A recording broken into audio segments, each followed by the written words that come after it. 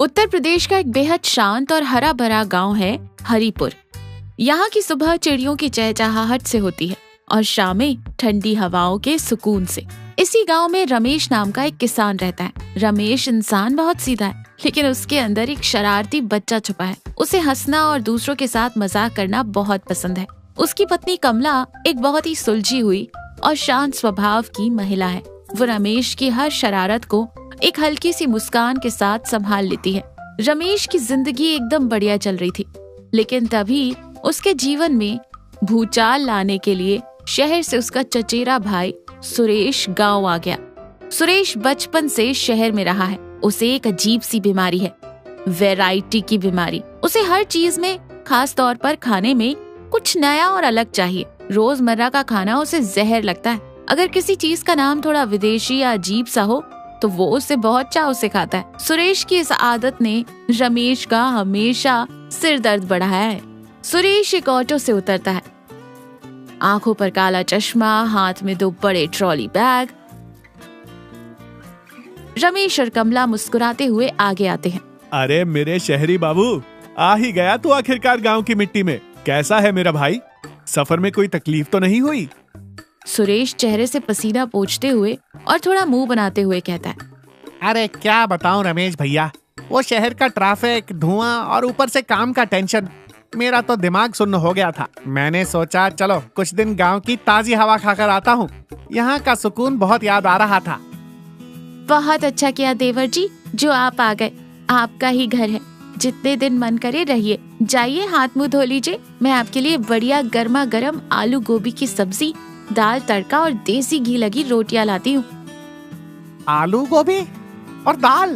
भाभी जी प्लीज बुरा मत मानिएगा, लेकिन ये दाल, रोटी, गोभी ये सब तो मैं शहर में रोज खाता हूँ। मेरी तो जीभ का स्वाद ही मर गया है ये सब खा खा कर। तो फिर क्या खाएंगे आप? मैं मटर पनीर बना दूं या फिर कढ़ी चावल? सुरेश हाथ जोड़कर कहता है। नहीं भाभी जी, मुझे कुछ वैरायटी चाहिए। कुछ ऐसा जो मैंने आज तक न खाया हो, जिसका नाम सुनकर ही रोंगटे खड़े हो जाएं। कुछ ऐसा जो एकदम हटके हो, मतलब फील आना चाहिए कि कुछ एक्सक्लूसिव खा रहा हूँ। रमेश मन ही मन कुड़ते हुए कहता है। ये अपनी नौटंकी से बाज नहीं आएगा। अच्छा बेटा, तुझे एकदम हटके वैरायटी चाहिए, विदेशी नाम वाली? सुरेश उत्साह से कहता है। हाँ भैया, कुछ एकदम नया, वरना मैं तो भूखा ही सो जाऊंगा, लेकिन वो बोरिंग खाना नहीं खाऊंगा। रमेश एक गहरी सांस लेकर कहता है। हाँ, ठीक है सुरेश बाबू, अगर तुझे वैरायटी ही चाहिए तो वैरायटी ही मिलेगी। आज तो तू भाभी के हाथ का बना खा ले, कल रात को तुझे मैं ऐसी चीज खिलाऊंगा जो तूने सपने में भी नहीं सोची होगी। लेकिन बाद में मत कहना कि रमेश भैया ने क्या खिला दिया। सुरेश हंसते हुए कहता है। अरे आप इंतजाम तो करो, मजा आना चाहिए बस। दूसरा दिन सुबह का समय। रमेश सब्जी मंडी में खड़ा है। उसका चेहरा बहुत तनाव में है। वो सोच में डूबा है कि सुरेश को ऐसा क्या खिलाएं कि तभी उसका पक्का दोस्त दीनानाथ वहाँ आता है। दीनानाथ गांव का सबसे बेहतरीन रसोइया है। का हो रमेश भैया, काहे इतना टेंशन में लग रहे हो? माथे पर इतनी लकीरें क्यों हैं? भाभी जी से झगड़ा हो गया क्या?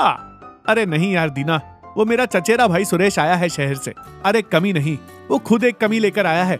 उसे सादा खाना पचता ही नहीं है। उसे खाने में वैरायटी चाहिए, कुछ अनोखा, कुछ ऐसा जो उसने कभी ना देखा हो। अब मैं यहाँ गांव में उसे कौन सा इटालियन या चाइनीज खाना लाकर दूं? मेरा तो दिमाग ही काम नहीं कर रहा। अरे यार, इतनी सी बात के लिए तू अपनी जान सुखा रहा है। शहर वालों को बेवकूफ बनाना बहुत आसान होता है, बस नाम भारी होना चाहिए। मतलब मैं समझा नहीं, तू कुछ ऐसा बना सकता है क्या? रमेश के कान के पास आकर धीरे से कहता है। एक काम कर, आज रात को उसे मटन चुस्ता खिला दे। मटन चुस्ता? ये कौन सी चिड़िया का नाम है भाई? मैंने तो आज तक नहीं सुना। अरे ये बिहार की बहुत मशहूर डिश है। यहाँ अपने इलाके में किसी को नहीं पता। इसका स्वाद इतना जबरदस्त होता है कि आदमी उंगलियां क्या पूरी प्लेट चाट जाए। और सबसे अच्छी बात, यह दिखने में बहुत ही अजीब, गोल मटोल और भयानक सा लगता है। तेरे भाई को तो अनोखी चीज चाहिए थी ना।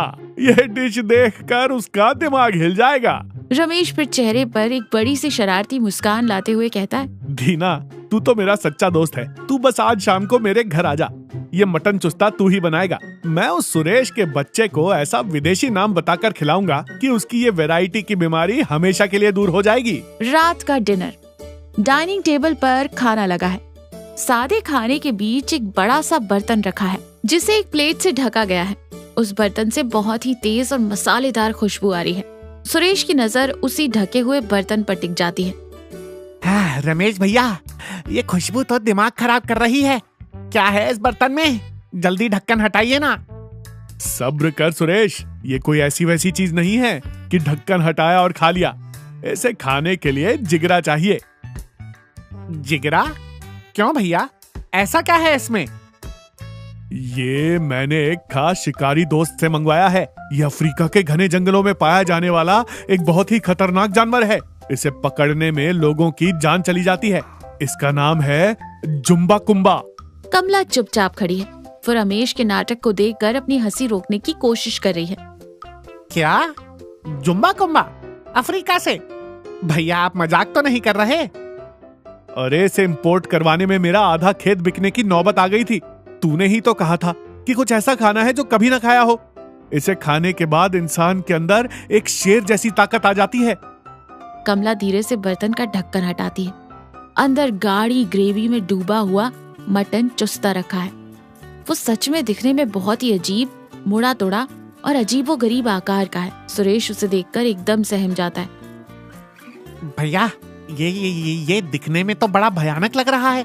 इसका आकार कैसा अजीब सा है। अरे पगले, जो चीज इतनी दुर्लभ होती है वो दिखने में वैसी ही भयानक होती है। तो इसके रंग रूप पर मत जा, एक बार मुंह में रख, फिर देख जुम्बा कुम्बा का जादू। सुरेश बहुत ही डरते डरते एक छोटा सा टुकड़ा चम्मच से उठाता है, आंखें बंद करके मुंह में रखता है, धीरे धीरे चबाता है। कुछ ही सेकंड में उसके चेहरे की घबराहट गायब हो जाती है। अरे वाह रमेश भैया, क्या चीज है ये? ये तो मुंह में जाते ही मक्खन की तरह घुल गया। इसका स्वाद मटन जैसा है, लेकिन ये मटन से 100 गुना ज्यादा लाजवाब है। मैंने कहा था ना, ये जुम्बा कुम्बा है। खा, पेट भर के खा। सुरेश पूरी प्लेट साफ कर जाता है और उस विदेशी जानवर की तारीफ करते नहीं थकता। तीसरा दिन सुबह का समय। सुरेश आंगन में कुर्सी पर बैठकर बड़े रुतबे से चाय पी रहा है। वो बहुत खुश है। रमेश और कमला वहीं बैठे बातें कर रहे हैं। रमेश भैया, कल रात का जुम्बा कुम्बा मैं जिंदगी भर नहीं भूल सकता। मैंने शहर में अपने सारे दोस्तों को फोन करके बता दिया है कि मैंने अफ्रीका का जानवर खाया है। सब जल भुनकर राख हो गए हैं। बहुत बढ़िया किया सुरेश, और थोड़ा बढ़ा चढ़ाकर बताना था। तभी दीनानाथ आंगन में आता है। उसके चेहरे पर एक बड़ी सी मुस्कान है। राम राम भाभी जी। राम राम रमेश और सुरेश बाबू, कैसे हैं? कैसी रही रात? नींद अच्छी आई? अरे दीनानाथ जी, क्या बताऊं, कल भैया ने मुझे अफ्रीका का जुम्बा कुम्बा खिलाया। मजा ही आ गया। दीनानाथ थोड़ा हैरान होने का नाटक करते हुए कहता है जुम्बा कुम्बा?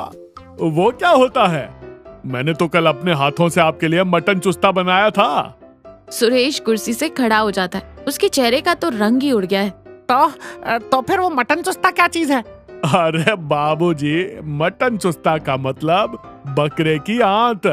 उसमें बकरे की चर्बी और मसाले भरकर पकाया जाता है। बिहार में बहुत चाव से खाते हैं लोग, लेकिन वो कोई विदेशी जानवर नहीं, अपने गांव के बकरे की आंत थी। ये सुनते ही सुरेश के चेहरे पर 12 बज जाते। उसके हाथ से चाय का कप गिर जाता है। उसे अचानक अपने पेट में अजीब सी हलचल महसूस होती है और सीधा बाथरूम की तरफ भाग जाता है। देख लिया अपना मजाक? मैंने आपको रात में ही मना किया था कि बेचारे के साथ ऐसा गंदा मजाक मत कीजिए। अब देखिए उसकी क्या हालत हो गई है। अरे कमला, मुझे क्या पता था ये इतना सीरियस ले लेगा। मैं तो बस उसकी वैरायटी की बीमारी का इलाज कर रहा था। सुरेश दालान में एक कोने में चुपचाप उदास बैठा है। उसके चेहरे पर बहुत ही ग्लानि और चिड़चिड़ाहट है। रमेश धीरे से आकर उसके पास बैठता है। आपने मेरे साथ ऐसा क्यों किया भैया? आपको पता है मुझे ये सब पसंद नहीं। आपने मुझे बकरे की, छी, मुझे तो सोचकर ही घिन आ रही है। आपने मुझे धोखा दिया है। फिर रमेश सुरेश के कंधे पर हाथ रखते हुए कहता है, मुझे माफ कर दे छोटे। मेरा इरादा तुझे धोखे देने का या तेरी भावनाओं को ठेस पहुंचाने का नहीं था। लेकिन एक बात बता, कल रात जब तू वो खा रहा था तब तुझे उसमें कोई बुराई लगी थी? सुरेश शांत रहता है। नहीं ना, कल तू उसे उंगलियां चाट चाट कर खा रहा था। तूने उसे दुनिया का सबसे बेहतरीन खाना बताया था। क्यों? सिर्फ इसलिए क्योंकि मैंने उसका नाम एक विदेशी जानवर का रख दिया था। अगर मैं तुझे पहले ही बता देता कि वो गांव की एक देसी डिश है तो क्या तू उसे छूता भी? सुरेश थोड़ा सा सोचने लगता है। उसकी आंखों में पछतावा दिखने लगा। देख सुरेश, गलती तेरी नहीं है, ये हम सब की सोच बन गई है। हमें लगता है कि जो चीज बाहर से आई है, जिसका नाम अंग्रेजी या विदेशी है, वही महान है। हम दिखावे के पीछे इतना भागते हैं कि हमारे अपने घर में, हमारी अपनी मिट्टी में जो असली स्वाद और प्यार छुपा है, हम उसे कूड़ा समझते हैं। कल तूने जो खाया वो वही देसी चीज थी जिससे तू हमेशा दूर भागता था। बस मैंने पैकिंग बदल दी थी। सुरेश एक गहरी सांस लेते हुए फिर सुरेश रमेश की तरफ देखकर कहता है, सच में मेरी आंखें बंद थी। मुझे हमेशा ये लगता था कि गांव का सीधा साधा खाना, यहाँ की चीजें मेरे स्टैंडर्ड की नहीं है। मैं उस नाम और दिखावे के पीछे इतना पागल था कि असली स्वाद को पहचान ही नहीं पाया। कमला हाथ में खाने की थाली लेकर आती है। थाली में गर्मा गर्म चावल, पीली दाल और आम का अचार है। सुरेश के अंदर जो दिखावे का भूत सवार था वो रमेश के इस छोटे और मजेदार मटन चुस्ता वाले मजाक से हमेशा के लिए उतर गया।